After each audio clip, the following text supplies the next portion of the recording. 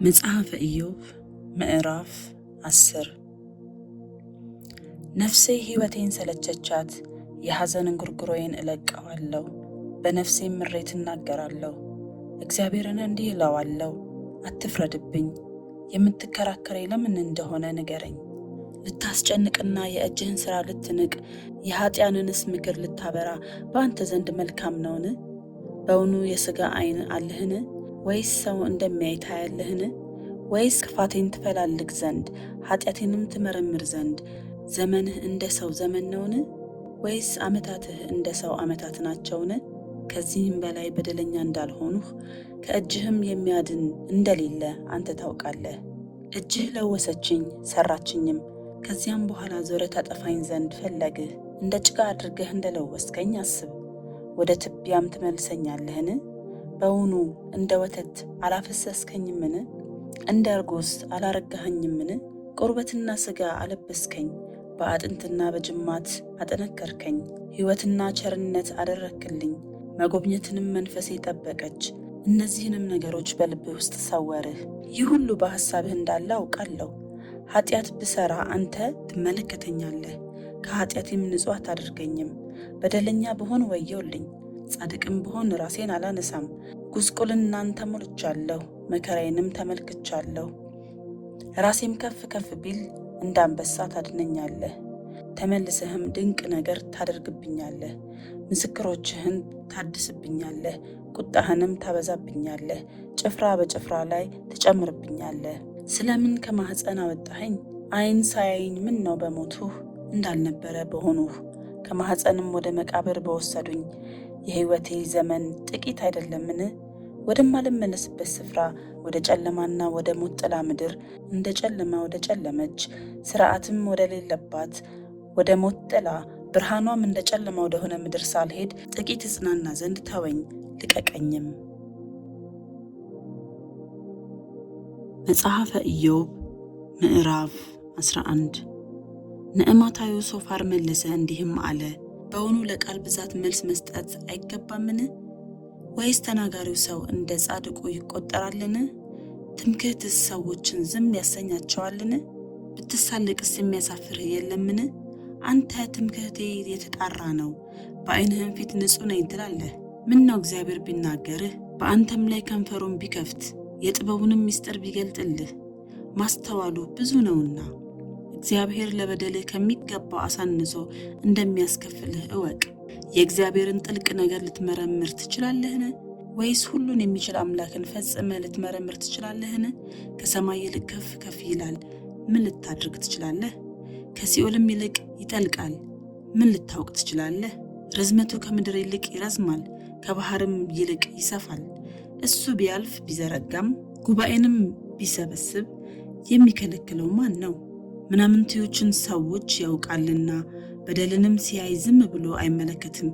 የሜዳ አህያ ግልገል ሰው ሆኖ ቢወለድ ያን ጊዜ ከንቱ ሰው ጥበብን ያገኛል። በእጅህ በደል ቢኖር አርቀው፣ በድንኳንም ኃጢአት አይኖር። አንተ ልብህን ቅን ብታደርግ እጅህንም ወደ እሱ ብትዘረጋ በዚያን ጊዜ በእውነት ፊትህን ያለ ነውር ታነሳለህ፣ ትበረታለህ፣ አትፈራምም። መከራህንም ትረሳዋለህ፣ እንዳለፈ ውሃ ታስበዋለህ። ከቀትር ይልቅ ሕይወት ይበራል፣ ጨለማም ቢሆን እንደ ጥዋት ይሆናል። ተስፋም ስላለህ ተዘልለህ ትቀመጣለህ፣ በዙሪያ ትመለከታለህ፣ በደህንነትም ታርፋለህ። ትተኛለህ፣ የሚያስፈራህም የለም። ብዙ ሰዎችም ልመና ያቀርቡልሃል፣ የክፉዎች ዓይን ግን ትጨልማለች። የሚሸሹበትንም ያጣሉ፣ ተስፋቸውም ነፍሳቸውን ማውጣት ነው። መጽሐፈ ኢዮብ ምዕራፍ 12 ኢዮብም መለሰ እንዲህም አለ፣ በእርግጥ እናንተ ዓይነተኞች ሰዎች ናችሁ፣ ጥበብም ከእናንተ ጋር ይሞታል። ነገር ግን እኔ ደግሞ እንደ እናንተ ማስተዋል አለኝ፣ ከእናንተም የማንስ አይደለሁም። እንደዚህ ያለውን ነገር የማያውቅ ማን ነው?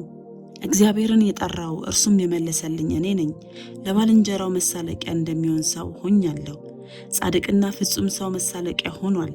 ተዘልሎ በሚቀመጥ ሰው ሐሳብ መከራ ይናቃል፣ ነገር ግን እግሩን ሊያድጠው ተዘጋጅቷል።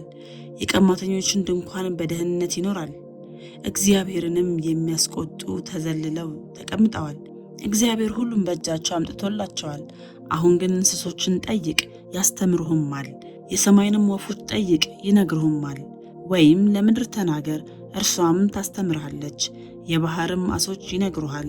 የእግዚአብሔር እጅ ይህን እንዳደረገ ከእነዚህ ሁሉ የማያውቅ ማን ነው?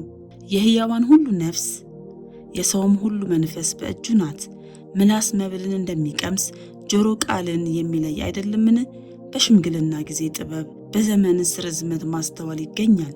በእግዚአብሔር ዘንድ ጥበብና ኃይል አለ፣ ለእርሱ ምክርና ማስተዋል አለው። እነሆ ይፈርሳል፣ የፈረሰውም ተመልሶ አይሰራም። በሰው ቢዘጋበት የሚከፍትለት የለም።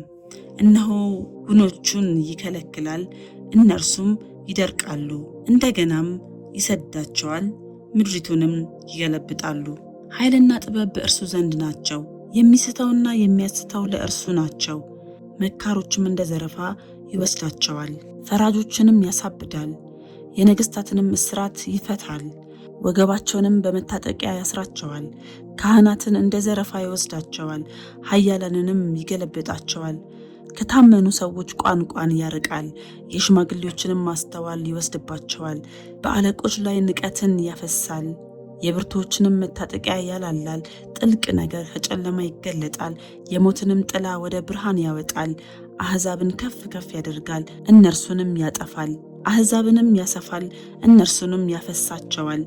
ከምድር አሕዛብ አለቆች ዘንድ ማስተዋልን ይወስዳል፣ መንገድም በሌለበት በረሃ ያቅበዘብዛቸዋል። ብርሃንም ሳይኖር በጨለማ ይርመሰመሳሉ፣ እንደ ሰካራም ይቅበዘበዛሉ።